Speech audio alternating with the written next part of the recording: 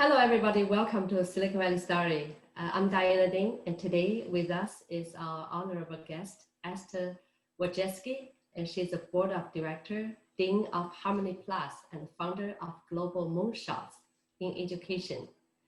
Thank you, Esther, for joining our show. Thank you. I am actually really excited to be here. Thank you so much for this great honor. Thank you. I look forward to talking to you. Yes, Esther Wojcicki is one of the greatest teachers in the United States and Godmother of Silicon Valley, a successful journalist, pioneer of blended learning, and author of both How to Raise Successful People and Moonshots in Education. So Esther, that we know that you are not only a great educator, but also a great mom. You raised two CEOs and a doctor.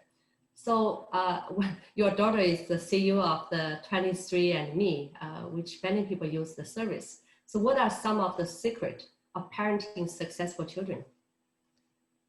Well, I know you might find this really surprising, but I'll tell you the number one secret is to have them feel empowered by giving them a lot of responsibility early on. And so the more responsibility you give to your child, and it can be just ordinary responsibility, like, you have to go shopping, or you have to help make dinner, or you have to clean up the house with me. The more that they do themselves, the more empowered they are. And Go ahead. Yes, so you mentioned that give them responsibility in early age. So how early they start to take the responsibility? Well, I was doing a test. I've always been interested in how people learn, even when I was a child. And I always wanted to see what I could teach to my daughters early. And so I gave my 18-month-old daughter, Susan, the responsibility when Janet, who was just born, I gave her the responsibility of telling me when Janet was crying. Oh, wow. So she was like the baby monitor. And she took this job very seriously. She was only 18 months old. And, it's not very hard to do, but it gave her a sense of importance. And I think that was how early you can do it. I did even more things when she was 2 years old. I had her helping me clean the family room.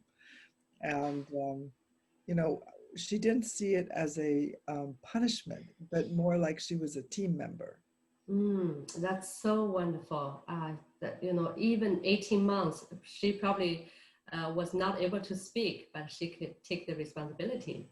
That's right. She couldn't talk yet, but she definitely could make enough noise.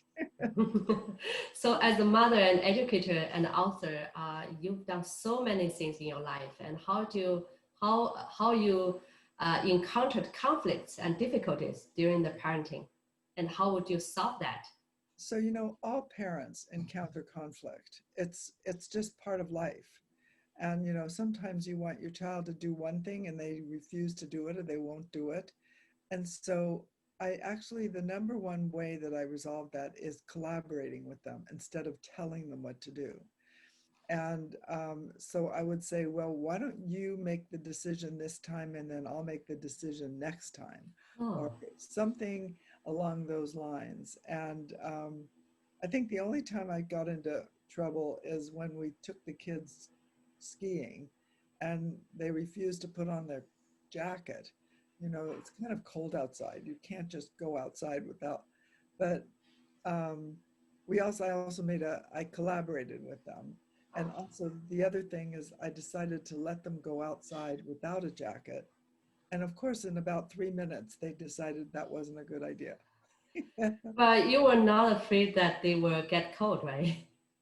No, I knew they would get cold, and that's why I wanted them to wear a jacket, but they didn't understand. So, I mean, the experience alone taught them.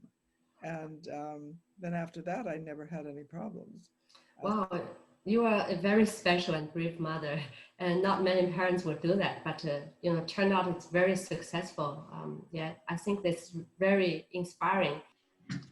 So Esther, you mentioned that you sound like you give a lot of trust to your very young children. So how trust empowers your child?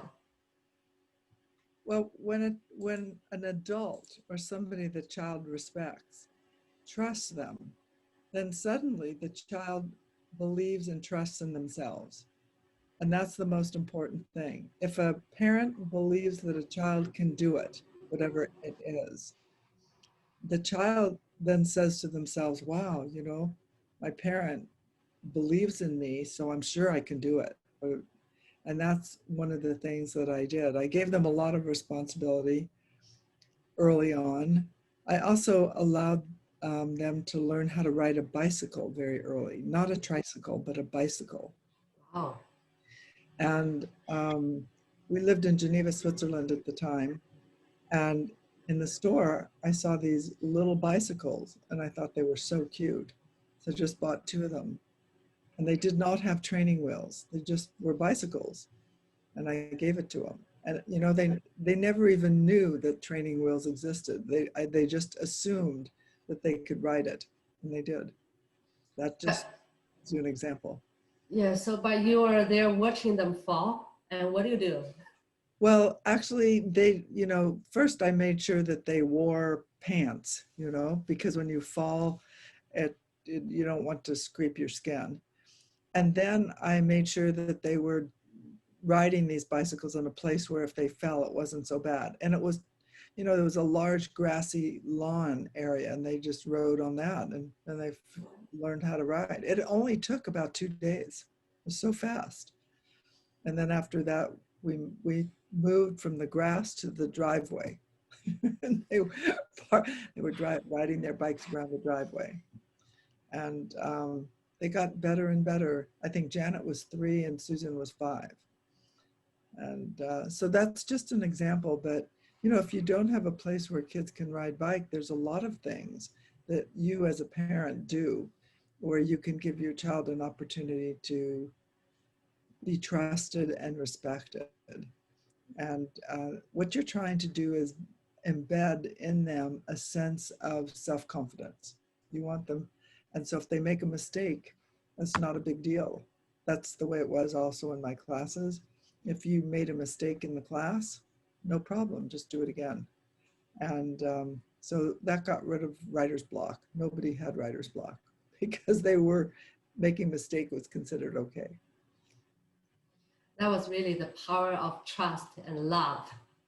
And thank you so much for sharing with us. And next time we would, have you back again and share with us more about those interesting stories. Thank you. Well, thank you so much. I really appreciate it.